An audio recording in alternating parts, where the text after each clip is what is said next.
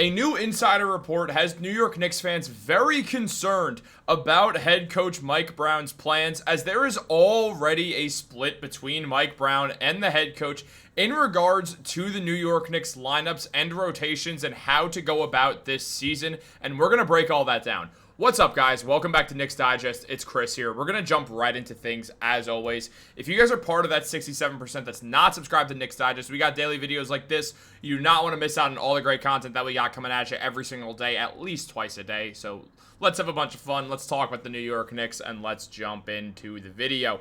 Because when Mike Brown was hired as the head coach of the New York Knicks, one of the big things that the Knicks front office was looking for was collaboration with the front office. Tom Thibodeau did not do that. He was not very collaborative with the Knicks front office, and basically, even though they would tell him to do stuff sometimes, well, he would not listen, and he would say, no, it's my team, I'm the head coach of it, and I'm going to decide what's best for the team. The Knicks front office did not like that very much, as they wanted a bigger say in who the New York Knicks play in certain lineups, who gets minutes, who doesn't get minutes. The Knicks brass, Leon Rose, William Wesley, they wanted more of a say in which guys belonged on the court when the Knicks are known for having the largest analytics department in the NBA, and they're backing off the analytics and also, or they're being backed by the analytics, the front offices. While Tom Thibodeau was a guy who was not big on the analytics of it all, Mike Brown is more into that stuff, considering his time with the Golden State Warriors as well, who were big on it. But the Knicks, they wanted to run a certain way, and Tom Thibodeau was not agreeing with that. So when they put out the offer, it was known that they wanted collaboration with the front office so they could have more say on stuff in regards to coaching. Mike Brown said he was looking forward to working with Leon and collaborating with him. He literally used the word collaborating to show that he was going to be working with him. However, there's already a split between these two parties, and Knicks fans definitely are not going to love the sound of all this. Now, in a new report revealed by Knicks insider Ian Begley, shout out Begley for being the best, he did mention that based on Mike Brown's lineups last season in Sacramento, you'd think that he plays Karl-Anthony Towns at center and brings Mikal Robinson off the bench. His two most used lineups last season in Sacramento featured Domantas Sabonis at center alongside the 6'6" Keegan Murray. But it's worth noting that during the free agency process, the Knicks valued Guerschon Yabusele's versatility off the bench behind a strong starting lineup featuring Towns and Robinson.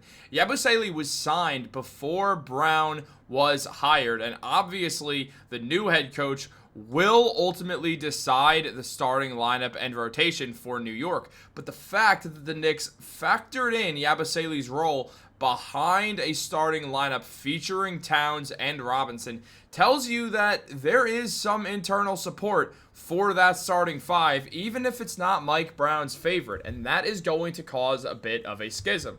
Now, if you ask most Knicks fans, there's three guys. Well, we know four of the starting five, and one of them's in this photo, in Karl-Anthony Towns. The other guaranteed starters are obviously Jalen Brunson and then OG Anunoby and Mikal Bridges. After that, there's three guys you could put in there. One of them's in this photo, and Mikal Robinson. He's probably the favorite among Knicks fans. I would say around 75% of Knicks fans would vote for that. I would say 25, maybe 24% of Knicks fans would vote for Deuce McBride in the starting lineup. And then maybe 1% or less would vote for last year's starting lineup, based off the lack of production that they had together being one of the worst lineups the Knicks had.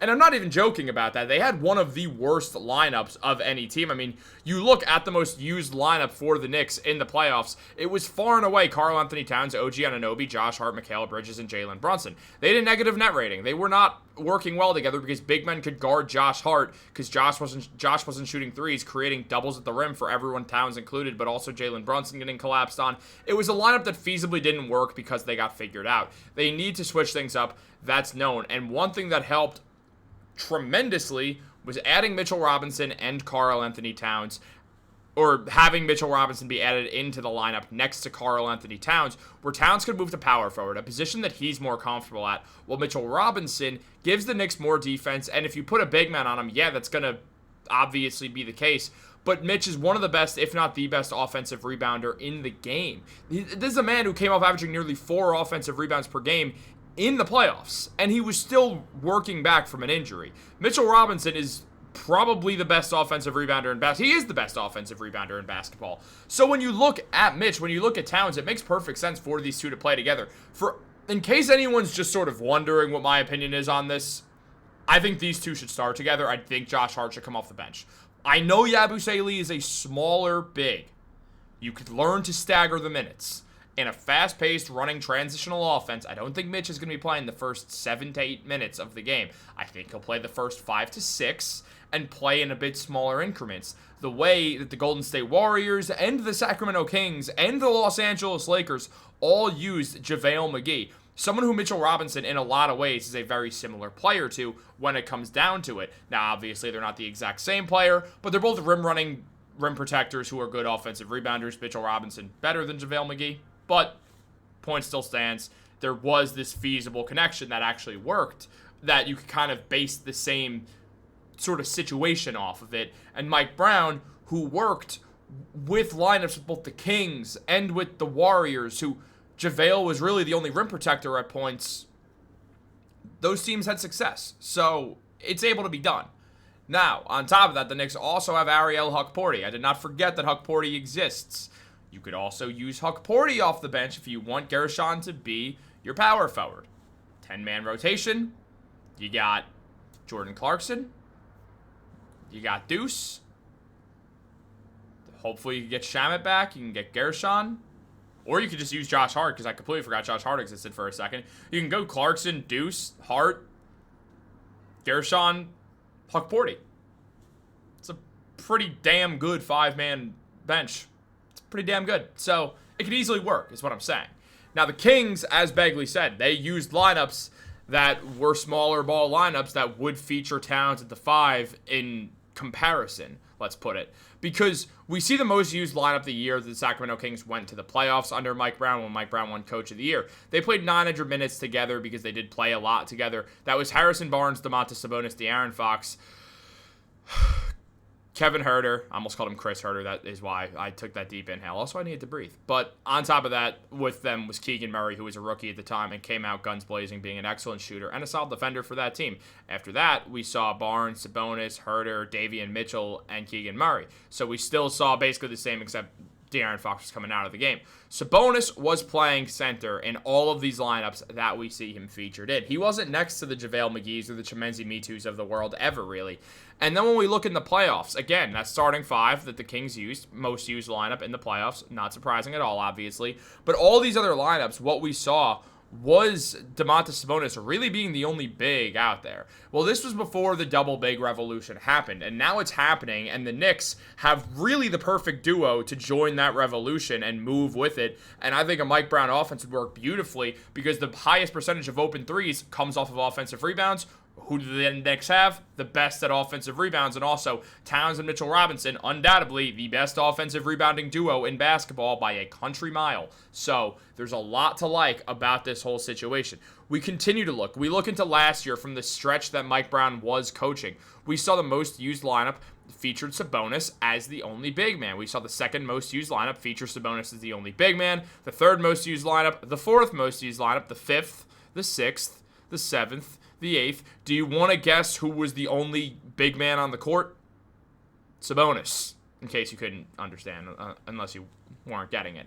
So what I'm saying is, despite the fact that Sabonis, in some ways, definitely is more of a center than Karl-Anthony Towns because of the lack of shooting thing, and he's a better defender, there is a world that we're going to see Towns play that spot. Now, again, Sabonis and Towns are different players. I'm not saying they're not. Sabonis is a guy who put up 19 points, 14 rebounds, 6 assists per game, shooting 59% from the field and 41.7% from 3 on limited attempts. Only 17.5% of his shots were threes. He works in the mid-range well. He works in the post well. He's a very good player. Don't get me wrong. I think it's the only time I've ever talked about Domantas Sabonis on Knicks Digest. I'm actually a big Sabonis fan, so it's cool to mention him. But Towns is different. 28%